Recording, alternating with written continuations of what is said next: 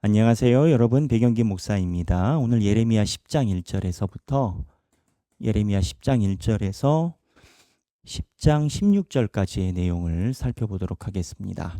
자, 오늘 10장 1절에서 16절에 하나님이 지적하시는 게 있습니다. 바로 생활화된 습관, 생활화된 미신이라고 하겠습니다.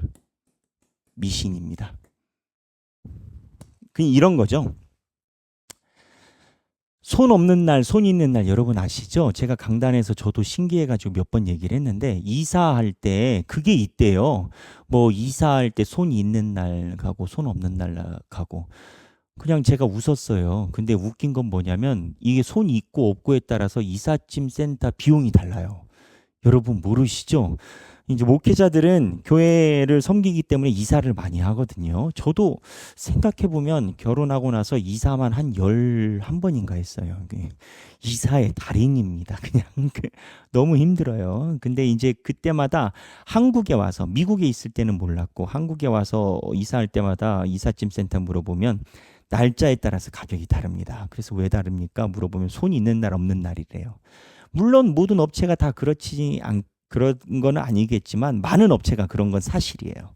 근데 이거를 기독교인들이 그냥 우스갯소리로 그래도 뭐 좋은 게 아니겠어 이거를 따라가는 경우가 있어요. 또 하나 요즘엔 타로 카드라는 게 있습니다. 젊은 사람들 타로 카드 아세요?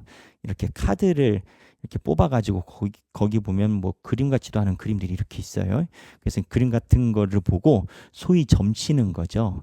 그래서 사람들이 웃으면서 야 이거는 그냥 레저다 흥미다라고 이야기를 하고 타로 카드 보는 법, 그다음에 점치는 법 해가지고 미래나 이런 거에 대해서 점치는 유행들이 있어요. 그냥 웃고 즐기고 TV에서도 많이 나오죠.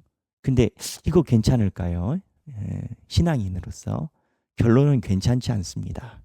그래서 오늘 예레미야에 보면은 하나님께서 이러한 이스라엘 백성들의 생활화된 미신을 지적하세요. 10장 1절에 이스라엘 성경입니다. 이스라엘 집이여 여호와께서 너희에게 이르시는 말씀을 들을지어다. 여호와께서 이와 같이 말씀하시되 여러 나라의 길을 배우지 말라. 이방 사람들은 하늘의 징조를 두려워하거니와 너희는 그것을 두려워하지 말라. 그러니까 이방 사람들은 하늘의 징조, 해와 달과 별을 보고 점을 친다라는 거예요. 그 별점, 이거 이름이 생각이 갑자기 안 납니다만 이렇게 하늘에 있는 별을 보고 점치는 그러한 것들이 있거든요. 이거를 보고 자기의 미래를 예견하고 두려워하기도 하고 기뻐하는 건데 하나님 입장에선 말도 안 되는 건 거예요. 이것도 우상인 건 거예요. 그래서 3절 여러 나라의 풍습은 헛된 것이니 살림에서 벤 나무요 기술공의 두 손이 도끼로 만든 것이요 쭉 이야기를 하십니다. 하나님이 이 이야기를 하시는 이유가 뭘까요? 바로 생활화된 미신을 지적하시는 거예요. 한국교회 성도들도 여기에 노출이 되어 있을까요? 노출이 되어 있지 않을까요? 노출이 안 되어 있기를 우리는 소망하죠. 저도 소망해요. 하지만 우리 한국교회 교인들도 그렇게 자유로운지 모르겠어요. 그냥 습관이고 그렇게 사는 건지라고 생각할 수 있지만 성경에서 하나님은 그렇게 얘기를 하지 않아요. 이스라엘 백성들이 망할 때 정신 바짝 차리라는 거예요.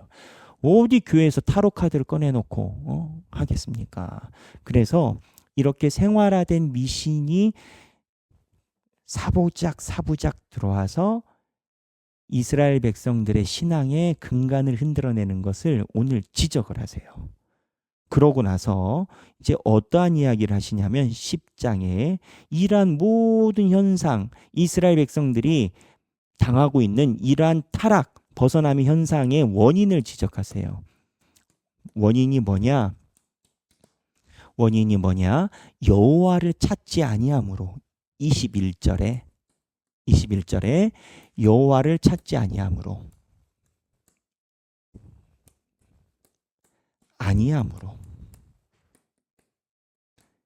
이게 망조의 현상입니다. 하나님의 민족이 하나님을 모르는 게 아니라 아는데 하나님을 안 찾아요. 근데 이러한 표현이 여기에만 나오는 게 아니에요. 어디에도 나오느냐? 호세아 10장 12절에 나중에 여러분 성경 찾아보세요. 호세아 10장 12절에 뭐라고 이야기를 하시냐면 지금이 곧 여호와를 찾을 때, 호세아가 멸망해 가는 이스라엘을 보면서 이야기를 한 게 너희가 여호와를 찾을 때 찾아야 된다라고 호세아가 강조를 하는 건 거예요. 그리고 아모스 5장 6절에 보면 너희는 여호와를 찾으라 그리하면 살리라라고 이야기를 했어요. 그래서 지금 이 모든 것의 원인을 하나님은 뭐라고 이야기를 하시냐면 하나님은 여호와를 찾는 능력의 상실인 건 거예요.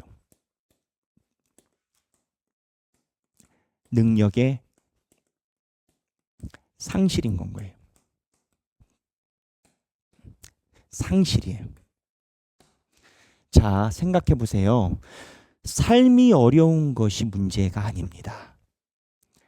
삶이 힘들고 각박하고 눈물이 나는 게 문제가 아닙니다. 눈물이 날 때 여호와를 찾지 않음이 문제인 겁니다. 여호와를 찾지 않으면 어디에서 기한하는 줄 아십니까? 여러 원인이 있을 겁니다. 그런데 여호와를 찾지 않는 원인 중에 하나는 저는 남 탓이 있기 때문이라는 건 거예요. 무슨 얘기냐면 내가 오늘 눈물이 흘렸어요. 기분이 나쁘고 마음이 울적해. 근데 이게 왜 기분이 나쁘고 마음이 울적할까요? 내 안에 하나님과의 소통이 없어서 그런 게 아닐까? 이렇게 가면은 좋죠. 근데 기분이 나쁘고 울적한 이유는 오늘 옆집 아줌마가 아침부터 나를 긁어대서 그런 건 거예요. 그러니 원인이 내가 아니고 옆집 아줌마니까 저 사람이 어떻게 되느냐 안 되느냐가 해결책인 건 거예요. 근데 여호와 이렇게 남들에게 무언가 원인을 자꾸 찾아가면 내 안에는 문제가 없기 때문에 여호와를 찾아가는 능력이 상실돼요. 이스라엘 백성들이 지금 무슨 상황이냐? 본인들은 잘못 없대요. 본인들은 잘못이 없고 이방 열강들이 덤벼오려고 하는 것을 그냥 외교로 잘 풀어내면 된다라는 거예요. 본인들은 문제가 없어요. 세상에 있는 규칙과 규례대로 지금 진행되고 사는 거예요. 뭐가 문제냐라는 거예요. 그러니까 이스라엘 백성들의 문제는 지금 여호와를 찾는 능력이 상실됐고 그것의 기반은 자기 기만적 문제의 근원을 나 스스로 내 안으로 보지 못하는 능력이 있는 건 거예요.